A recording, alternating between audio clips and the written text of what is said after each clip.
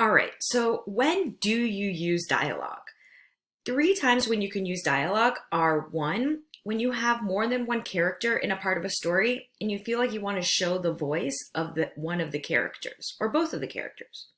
Another time you can use dialogue is when you read over your story right now and you realize, whoa, there's too much telling. There's too much just describing of what's happening, and you want to break it up and have a conversation so it's more interesting for your readers.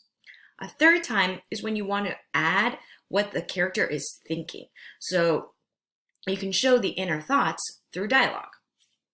So now what you're going to do is you're going to find at least one place where you can add dialogue. If you already have dialogue, then I want you to find another place in your diary where you can add a second example of dialogue. And if you already have dialogue, I want you to go back and make sure that your dialogue is following the rules that we went over today, because I didn't know the rules before I learned about them and had to teach them. So maybe yours doesn't follow the rules. So make sure that you are following the rules of dialogue.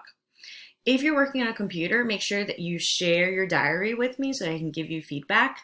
And if you are writing it on paper, you can keep it in a folder, and you could always add your revisions on a separate sheet of paper and then make a note of where you want to change things on that separate sheet of paper. All right, make sure you use the dialogue resources that I included in the tracker.